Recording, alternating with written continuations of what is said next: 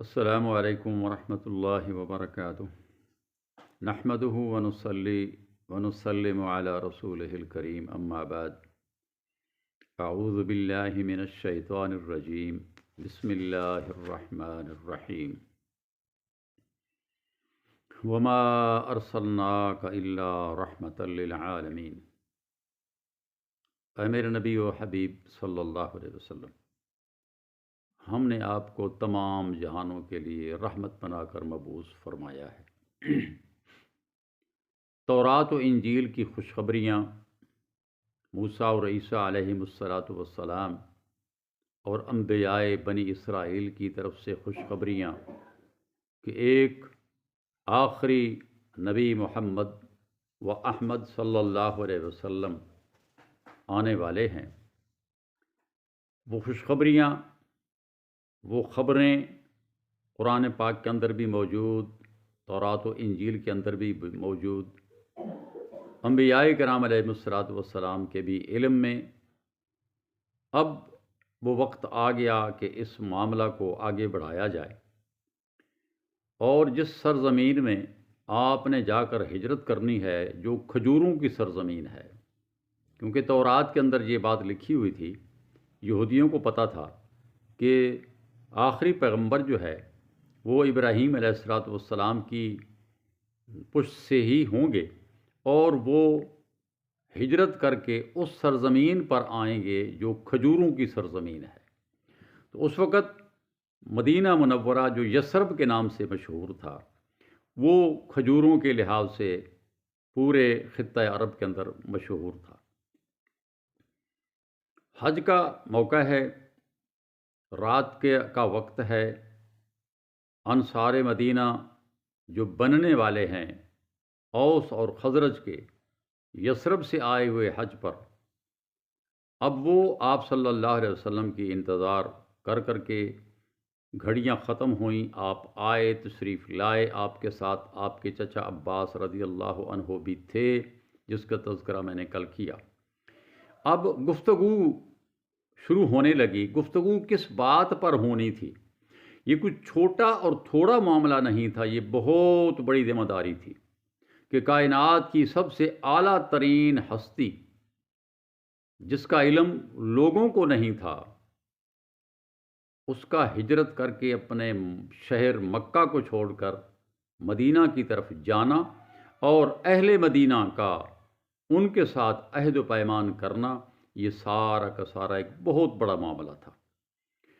عباس رضی اللہ تعالیٰ عنہ جب تک مسلمان نہیں ہوئے تھے، انہوں نے گفتگو کا آغاز کیا کہ اے خزرج کے لوگوں، تمہیں پتہ ہے کہ ہمارے ہاں محمد صلی اللہ علیہ وسلم کا کتنا مقام ہے، کتنی عزت ہے، اور ہم اس کی حفاظت کے لیے کس حد تک کمر بستہ رہتے ہیں۔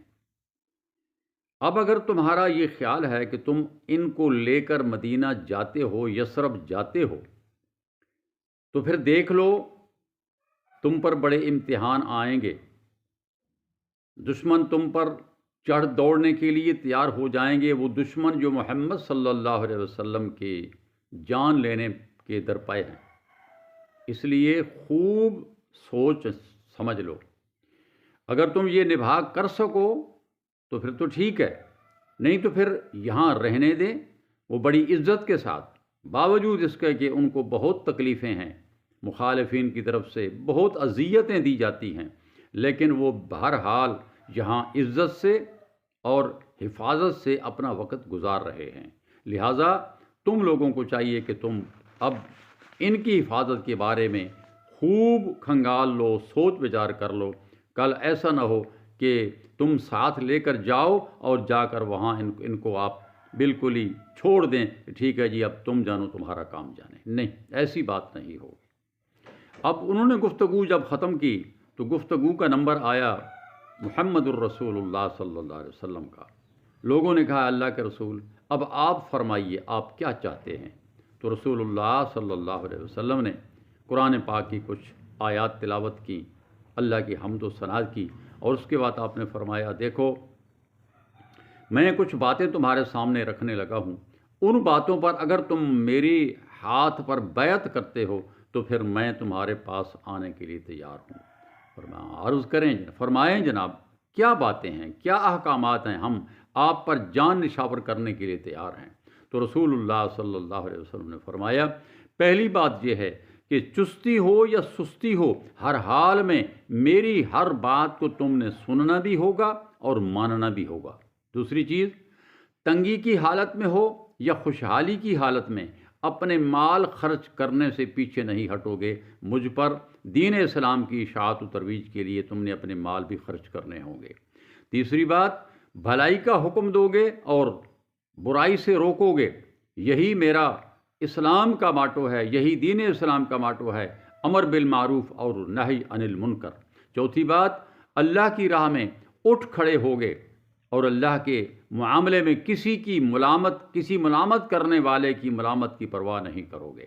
اور پانچویں اور آخری بات، جب میں تمہارے پاس آ جاؤں گا تو تم میری مدد اس طرح کرو گے جس طرح تم اپنے بال بچوں کی، اپنی جان کی حفاظت کرتے ہو، اسی طرح تم نے میری مدد کرنی ہوگی اور میری حفاظت کرنی ہوگی۔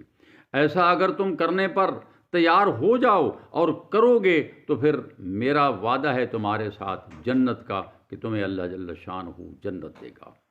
میرے بھائیوں، یہ باتیں وہاں ہوئیں، اب اس کے بعد کیا ہوتا ہے انشاءاللہ اس کا تذکرہ اگلے درس میں ہوگا۔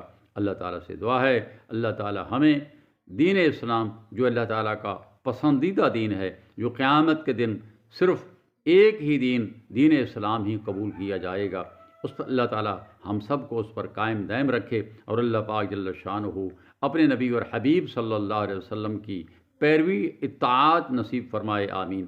وما علی الا البلاغ، وآخر دعوانا الحمد للہ رب العالمین۔